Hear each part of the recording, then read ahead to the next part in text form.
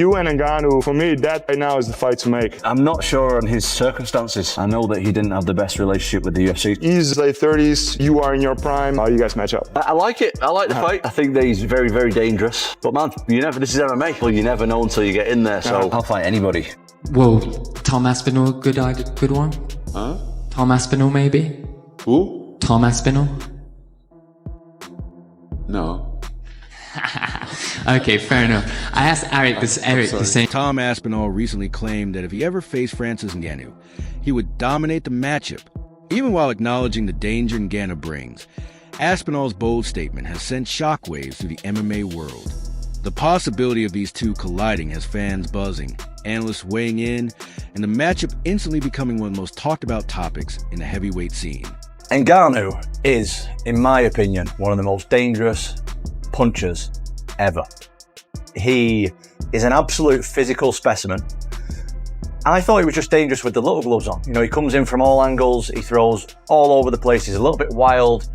And then obviously when he put the boxing gloves on, the 10 ounces, obviously that transferred over, and the guy is just an absolute truck. And I think that one of the things that is most dangerous, someone from my perspective, who is obviously an MMA fighter, I've sparred a lot of rounds with Tyson Fury, a lot of rounds with other professional high-level boxers. And the success that I have, personally, is when I do unorthodox things. Boxers, they've been sparring, they've been fighting since they're young.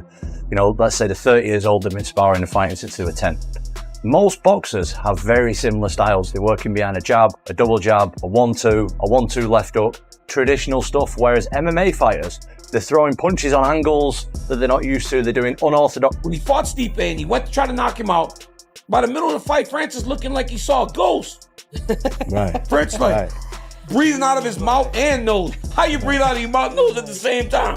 Francis doesn't manage to create a whole different way of breathing. And I love Francis. Hey, don't talk about my brother like that. Come on. Yeah. We talked about it. He laughed at it himself. Francis breathing out of his nose and mouth at the same time. It's like, shit, I'm exhausted. Big Frank, exhausted. But then when he fought Cyril, Big Frank knew, leave a little bit in the tank. Yeah. I gotta make sure I'm okay.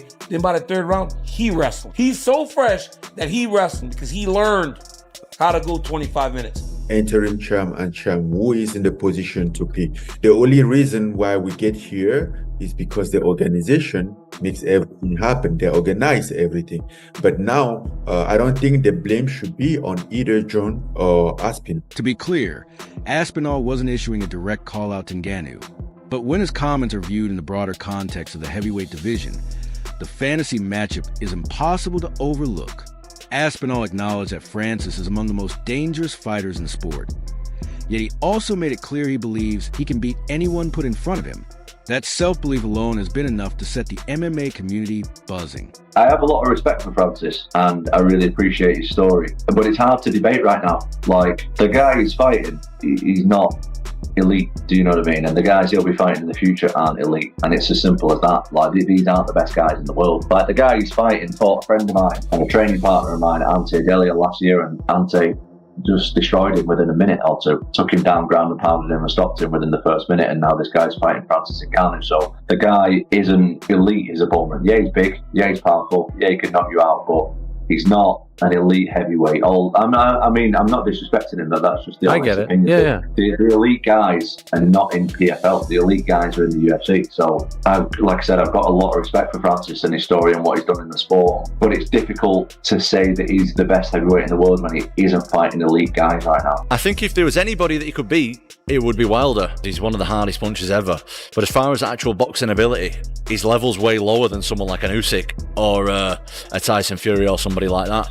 But the guy's punching power is absolutely off the chart. It's absolutely ridiculous, out of this world. But I think he's quite hittable, and his fight IQ doesn't seem to be great. I think if there was any of them who he could beat, it would definitely be Wilder.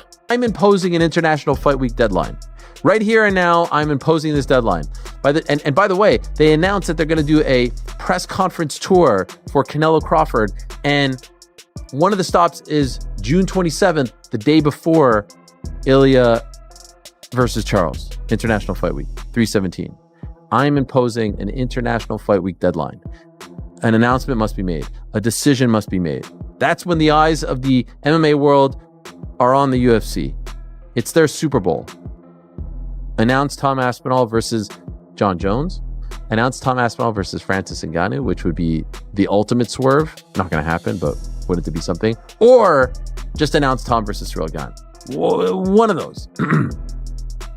International Fight Week, it must be done. That's the deadline. I'm imposing that. I think they're going to adhere to my ultimatum. Greater chance of happening in your career before it's all said and done.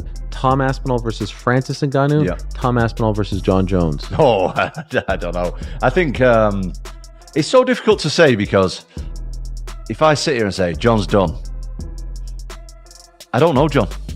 So I don't know if he is done or not. I don't know if this is normal. Izzy yesterday said he thinks he comes back. Maybe Izzy knows him better than I do. I don't know John. I don't claim to know John. I know he's going through some demons right now, and I genuinely wish him the best of luck. Genuinely. I have no ill will towards him at all. I hope that everything's all right with his life. Do you think he retired because of all this? I don't know. I don't know why is that why they announced it early, in your opinion? I thought so. Yeah. And then I asked the reporter who broke the news, and he said he was sitting there. He saw the news. It was a local reporter in New Mexico, and he said, "Oh, let me just take a look at the police records of the last few months, see if anything pops up." And there it was. Oh, really? It was in February, and somehow got. I wasn't swept sure under if the it was rug. like a prearranged question. Seems crazy. No, I don't think so. I don't think so. But it's just an insane coincidence. Maybe the UFC thought it was coming, and they were trying to get. I don't know, but the whole thing is very weird. I don't know. They said that they spoke to him last night, so maybe it was just fresh on his mind, and he was just like, "I'm done with this shit. I'm just gonna say it." Who knows, man? They knew that I was coming to Vegas this week, though, so I don't see why they didn't just wait. But that ain't my job, man. I'm just here to fight people. That's all. Tom Aspinall's the guy. He's the guy. Dana White says I'm his man. We love that. We love that on the channel. And what about Francis Ngannou? You having him? You want some? The day that I start ducking out of fights and turning opponents down and stuff like that is the day that I'm going to retire. So, as I've always said, and you can ask any promoter I've ever worked with, any guys at the UFC, I'll fight anyone, I'll fight anytime, and I'll fight anywhere. Never turned down a fight in my life. Never will. The day that I start thinking about turning down fights is the day that I'll retire. So, to answer the question, whoever they want me to fight is who I'm going to fight. The heavyweight landscape is anything but simple right now. Aspinall is scheduled to defend his interim belt against Cyril Gane this October. Though some fans feel the matchup lacks the excitement of what might have been. For months, the dream fight everyone wanted was Tom Aspinall versus Jon Jones. But that possibility has been buried under layers of UFC politics and endless delays. So they've announced this White House UFC fight. Can we expect to see you on the card? Yeah, I can't promise anyone anything, but I have a very strong feeling that I'll be on that card. It's going to be historic.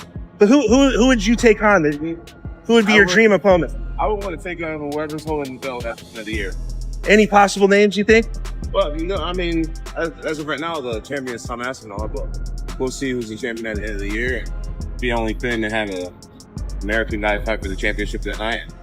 I'd be willing to put it all on the line. Nice.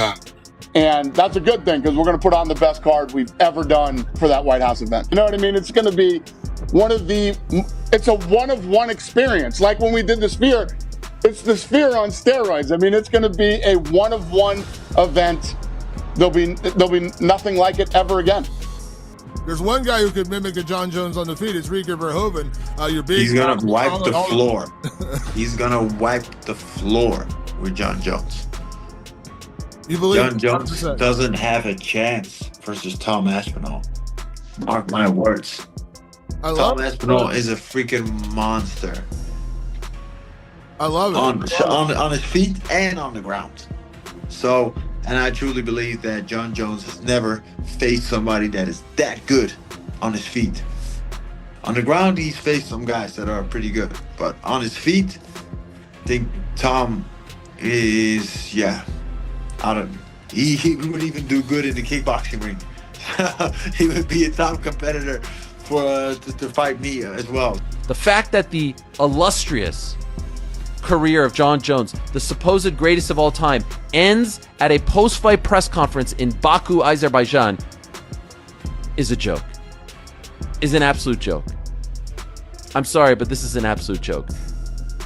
Tom Aspinall is going to Las Vegas. At the very least, present him the title. At the very least, do something to make it up for this guy who has been sitting there watching his career just waste away for the past 7 months. Oh, by the way, his last fight was almost a year ago, 11 months. Do something. This is the way it happens. This is the way it happens. Something that could have happened at the post-fight press conference in New York. Jon Jones never wanted to take this fight. And anyone who tells you otherwise is not telling you the truth. As I've said time and again, Jon Jones asked for a lot of money.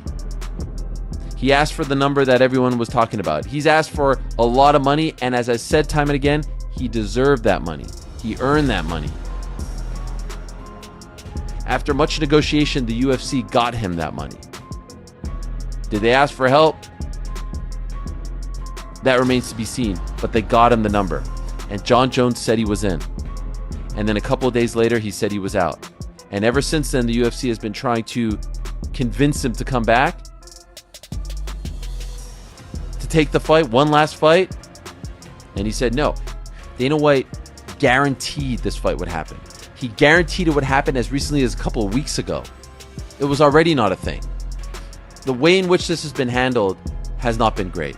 And the fact that Tom Aspinall, at the very least, couldn't get some sort of, oh, here's the belt, here's a ceremony, here's your fight, here's your date, is shameful. So instead, the focus shifts to Aspinall versus Gane. It's a technical and intriguing matchup, but not the blockbuster many fans had hoped for. That's where Francis Ngannou enters the conversation. With his move into boxing, his terrifying knockout power, and his reputation as one of the most feared heavyweights ever compete, the idea of him colliding with Aspinall feels like a true super fight. Fans can't help but imagine the contrast. Aspinall's crisp boxing and slick grappling against Ngannou's raw strength and one-punch finishing ability. Could Tom's speed and timing expose Francis? Or would Ngannou only need a single clean shot to end things in seconds? The MMA community is deeply divided. Some argue Aspinall's speed, versatility, and fight IQ would allow him to outclass Francis. Others insist that no one could withstand Ngannou's power, and that Aspinall would be flattened if they ever met inside the cage. The debate has taken over forums, podcasts, and social media, with heated back and forth over who would come out on top. Meanwhile, the actual fight on the books, Aspinall versus Gane, carries its own baggage. Aspinall has been vocal about his frustration with the matchup, claiming Gane doesn't truly deserve the opportunity, and that the booking has more to do with UFC politics than merit. History between the two of you. You guys have sort of been circling each other, and you referenced this in your video when the announcement was made. You said, you know, we've had, I think you said 4 opportunities to fight each other. This is his 3rd crack at a belt. I'm going to make sure this is his last time ever fighting for a UFC heavyweight title. You said that, right? That's what I said. Yeah, yes. That's correct. Yes. And then I had his head coach, Fernand Lopez, on the program. And, you know, it was all going kind of well. And then it started to get a little spicy on his part, where he said that your talk has been annoying, that you've been whining, that it's not true, that you guys weren't in talks to fight, you know, 3-4 times in the past. Did you see any of these comments, and did you have any sort of response to them? Well, somebody told me about them. I didn't see them. I'm trying to try and stay off social media when I've got a fight coming up. So yeah. I'm not like reading through all the time. My response to them is, with all due respect, I respect coaches so much, especially really high level coaches. But with all due respect, like, his opinion is quite irrelevant to the situation. Like, I'm just telling the facts from what I know. It is the undisputed heavyweight champion of the world, the pride of Wigan, the one and only Tommy Aspinall, Tommy Aspinall, na. Tommy Aspinall, Tommy, defending his undisputed gold, technically for the very first time, against the pride of France, the French prince himself, Bon Gamin himself, the one and only Cyril Gane. These two have been going back and forth for the better part of 2, maybe 3 years. Well, this was the fight that we all thought was going to happen in Tom's official first title defense, and so it is in fact going to happen. Tom wanted to fight in Abu Dhabi. That was the sense that we got when he became undisputed champion. He didn't want to wait for New York. Let's be honest, the tax is a little better over there in Abu Dhabi compared to New York for an Englishman, for anyone if we're being 100% honest. And so he wanted to be active. He wanted to fight in October. He wanted to fight in Abu Dhabi. It's closer to home. And so they oblige. And you'll recall a few weeks ago, I said, it's looking like Magomed and Alex, October 4th. It's looking like Tom versus Cyril, October 25th. And it's looking like JDM versus Islam in New York. That would be the next pay-per-view. Now, that hasn't been officially announced. That hasn't been signed, sealed, and delivered. But at this point, I would be surprised, considering how the chips just fell earlier today. I would be surprised if it doesn't play out that way.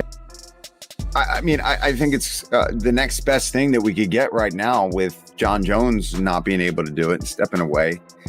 And I think it's going to be interesting to see what Tom's plan is going to be, because I think on the feet, they're pretty evenly matched. I think it could be fun on the feet, but I think there's definitely a huge advantage for Aspinall when it comes to the wrestling and the grappling. And I think he'd be silly to not at least attempt to make it a bit of a grappling match and try to get the ground and pound, take him down.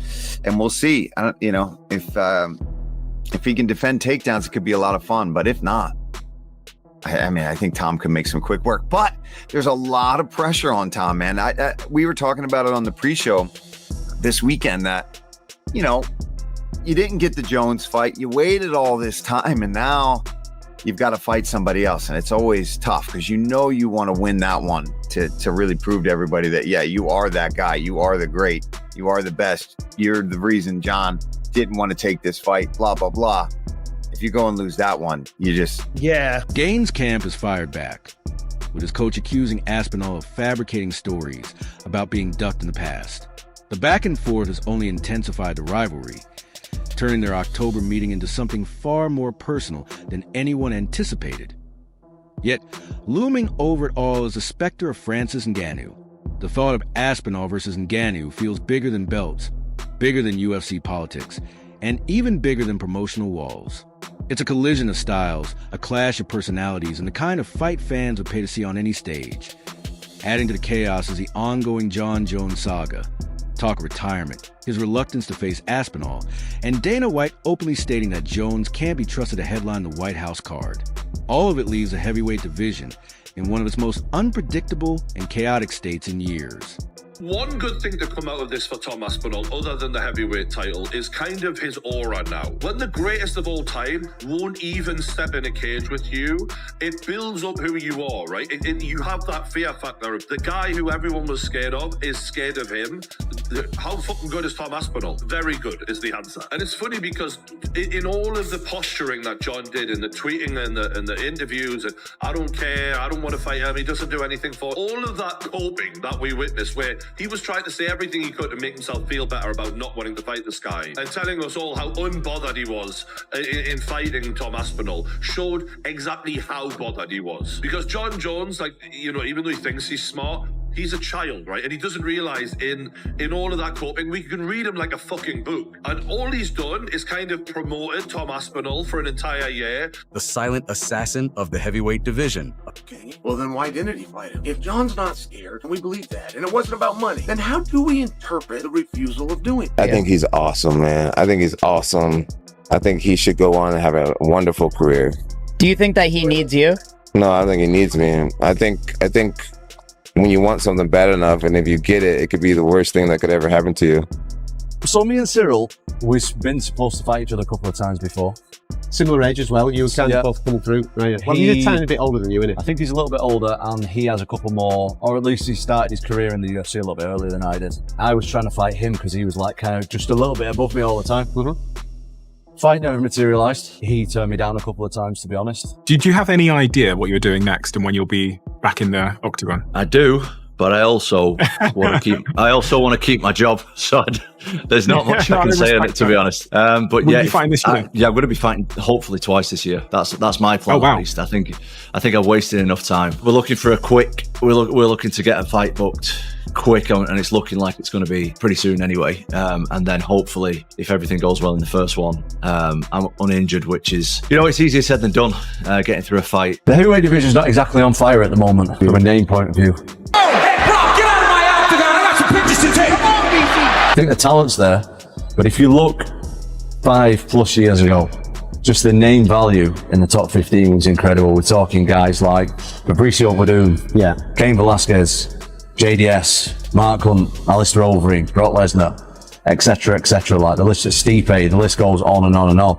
Like you look through the top 15 and you're just like, wow, that is incredible. Whereas now even me who's a heavyweight, I look through the top 15 and I'm like, I'm not really seeing him fight before, do you know what I mean? So that's why talk of a fantasy matchup between Aspinall and Gane has gained so much momentum.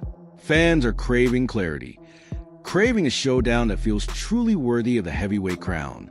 Aspinall has boldly stated he'd dismantle Francis, while also admitting it would be one of the toughest fights imaginable.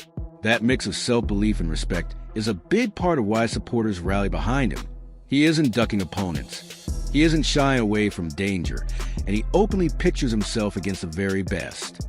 Whether the fight ever materializes or not, the intrigue is real, and the conversation isn't going away anytime soon.